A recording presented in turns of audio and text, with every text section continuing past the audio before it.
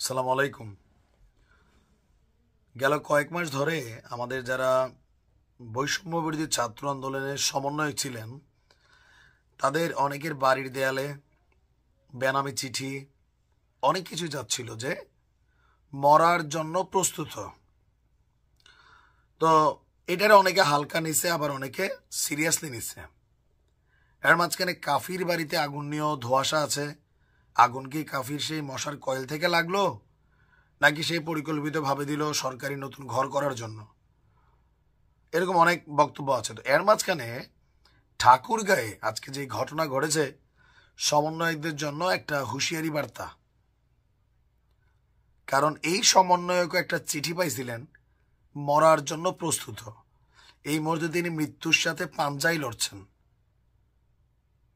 ঘটনার প্রেক্ষাপট, ঠাকুরগাঁয়ে বৈষম্য বিরোধী ছাত্র আন্দোলনের সমন্বয়ক হচ্ছেন কবিরুল ইসলাম জয়, বয়স 28। তাকে আজকে ভোরবেলা কুপিয়ে জখম করে মৃত ভেবে রাস্তায় ফেলে দিয়ে গেছে একদল দুর্বৃত্তরা। ভোর 5:30টার দিকে ভুল্লি থানার বাস স্ট্যান্ড এলাকায় এই ঘটনাটি ঘটেছে। গুরুতর আহত অবস্থায় স্থানীয় মানুষ তাকে ঠাকুরগাঁও আধুনিক সদর হাসপাতালে ভর্তি করিয়েছে। আর তার বাড়ি হচ্ছে ঠাকুরগাঁও জেলার ভুল্লি থানার কেশরবাড়ির মৃত মতিউর রহমানের ছেলে।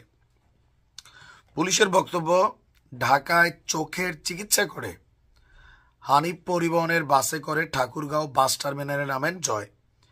সেখান থেকে অটোরিকশায় করে বাড়ি ফেরার পথে আগে থেকে ওত পেতে থাকা দুটি মোটর সাইকেলে হঠাৎ করে দুর্বৃত্তরা আসে।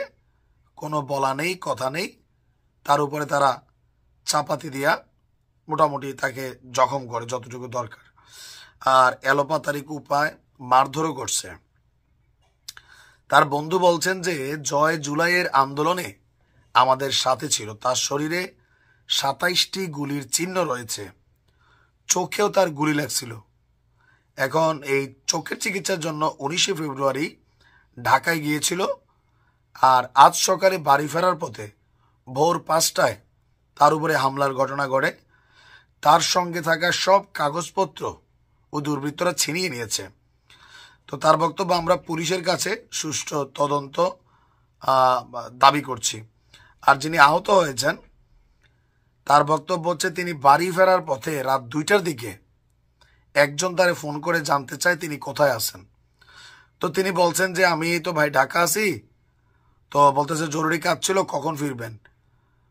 তো বলছে আমি ভোর হবে, আস্তে আস্তে আমি বাস থেকে নাইমা আইসা বাড়িতে যাব।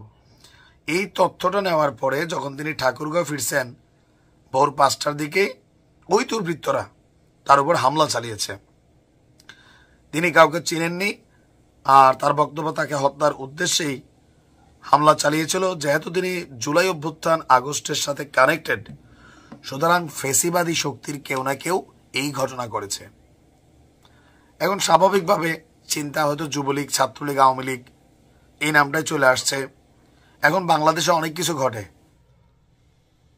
কে করছে, বাট কমেন্টে সবাই যুবলীগ, ছাত্রলীগ, আওয়ামী লীগ লিখছেন। হতেও পারে, আবার নাও কিন্তু হতে পারে। তবে সমন্বয়ক যারা এই লেভেলে আছেন তাদের একটু নিরাপত্তার ইস্যুটা জরুরি। তবে কয়জনটা নিরাপত্তা দিবে সরকার, সেটাও একটা বিষয়। ভালো থাকুন।